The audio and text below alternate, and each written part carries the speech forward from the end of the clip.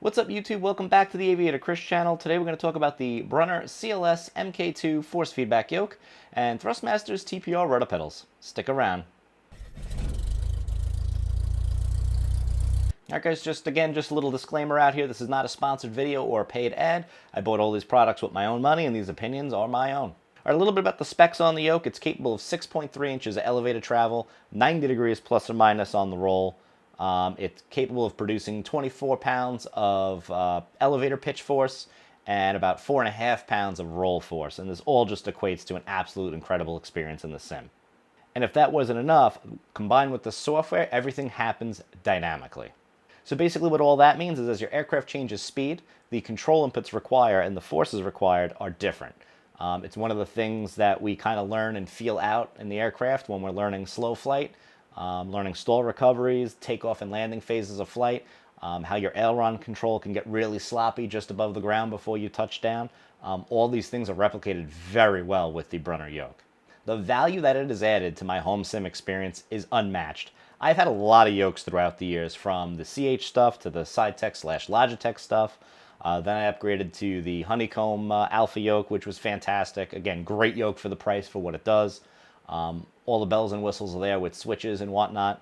Then I upgraded again to the Yoko Yoke, which it's not a knock against that, but I felt like something was lacking with my sim experience with the Yoko. It was lacking just too many things for me. Not having 90 degrees on the roll, it just felt off, I guess. It just wasn't for me. I do kind of regret that purchase because it wasn't a cheap one. Now, enter the Brunner Yoke, and it's absolutely incredible. It can even simulate hydraulic systems and whether or not the hydraulic system is pressurized or not. So another neat feature is the trim. Normally on a non-force feedback yoke, what you're doing is you're holding against the spring or rubber band and trimming away those forces to basically get the yoke back to center. However, with this yoke, the yoke position actually moves dynamically, much how it would in the real plane. You're actually trimming away the forces of flight required to trim out the aircraft accordingly. Another neat feature is actually prop wash is simulated.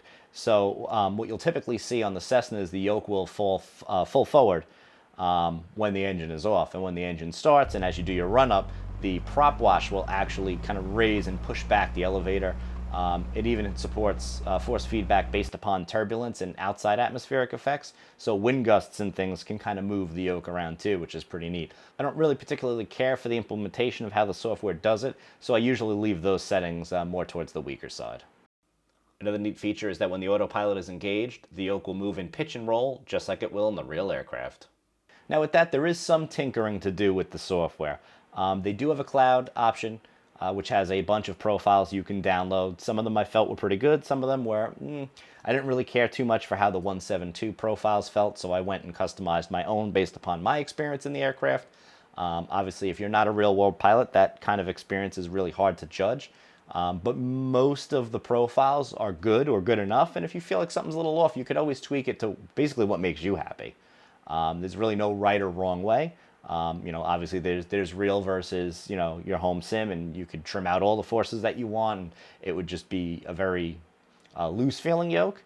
Or you can make it very, very stiff. It's really all up to how you feel like you want to fly the plane. But for the most part, I went with what was real for me. Now, it also differs from sim to sim because it's all based upon how the individual aircraft flight model is tuned.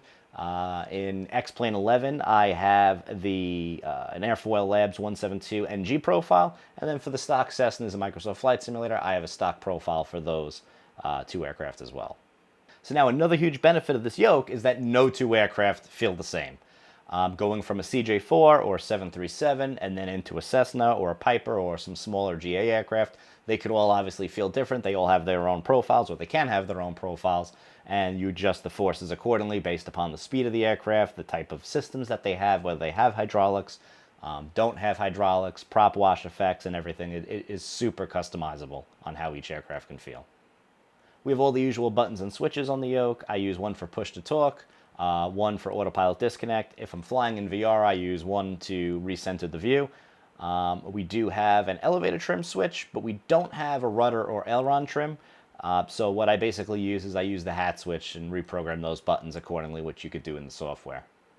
All right, guys, we're going to do a quick overview of the software here. I'm by no means an expert. This is just a high-level overview. This is not a guide, but this is just a little overview of how the software ties everything together and some of the settings you could change. So starting from the top, we have the active profile. It's one of the ones I downloaded from the cloud and tweaked. You can change profiles here, but typically you will use the profile manager and lock in a profile to a particular aircraft, and it could automatically load in. You could see we are connected to the yoke here, and we're connected to the sim. It reads Microsoft Flight Sim X. Obviously, it's FS 2020. I believe it just uses the same API, so it just says Flight Sim X, although it really doesn't matter. All right, one of the things I do wish that the software would do, or maybe it'll be in an upcoming update, hopefully, is to auto-detect the sim that you're using. Typically, if I want to switch from using FS20 to X-Plane, I have to click Disconnect, File, Settings, and then choose which simulator I want, and then click OK. Okay, let's go into the Profile Manager now. So here we see the L means this profile is linked to the particular aircraft that's loaded in at this time, which means as soon as I start the sim with this aircraft, this profile will be loaded. Okay, so down here with these tabs is where most of the magic happens. On the General tab, we see that we're using the dynamic force calculation. We're choosing indicated airspeed versus true airspeed. The effects here, fairly self-explanatory. We got if the yoke could be pulled forward by elevator weight, percentages of forces, if the yoke and rudder could be affected by prop wash, tweaking the prop wash effects here with how much thrust. When the engine is running, you'll see what the current engine thrust output is, and you could tweak the values accordingly. Over here, if we want engine vibrations, ground vibrations, turbulence, as I mentioned before, I have the settings and values set pretty low. Stick shaker, if you wanted to feel stall, buffeting, and effects like that. Buttons tab, very self-explanatory in how you can reconfigure all the different buttons on the yoke. Analog inputs, I have no experience with. I have not had a need to mess with them. I'm quite honest, I'm not really sure exactly what they do. Axis range settings, I haven't really messed with anything on this tab before. At best, I've tweaked some of the linearity to make the controls a little bit less sensitive, but I've only had to do that in Microsoft Flight Simulator because the aircraft seemed just a little bit too twitchy for me. So I've done some settings there. You could, I believe, set some of the move limits and other things here as well. The axis force settings, this is where all the forces can be tuned. So this is just a quick look at the pitch axis force settings. This is the force profile, and then on the force scale factor, you could see how based upon the aircraft speed, it starts to ramp up the forces more and more and more. This is the Autopilot tab. Can't say I've messed with these settings too much. These seem to work out of the box for pretty much every aircraft that I've used. Hydraulics tab, if you had an aircraft that was simulating hydraulics, the hydraulic failure force, and things like that. I believe the shutdown tab is what to do when either the sim or the hardware is disconnected. And then finally the trim tab, which covers all the trim settings. And again, I've pretty much just kept these as default or whatever came with the profiles, and they all work as intended. And then lastly down here is the button to connect to the profile cloud. And that's pretty much the high-level overview of the Brunner software. All right, so now let's talk about the Thrustmaster TPR rudder pedals.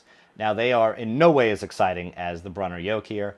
They're not meant to be. I'm not trying to compare them. They do different things, and they're in vastly different price points.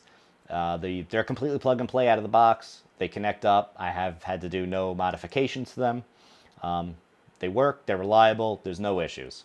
However, while they're all metal construction and springs and all that good stuff and Hall effect sensors, I do wish the toe brakes were a little stiffer, and I do wish that the rudder axis was just a little bit stiffer. It feels a little plain, I guess, to me. They're great pedals, don't get me wrong.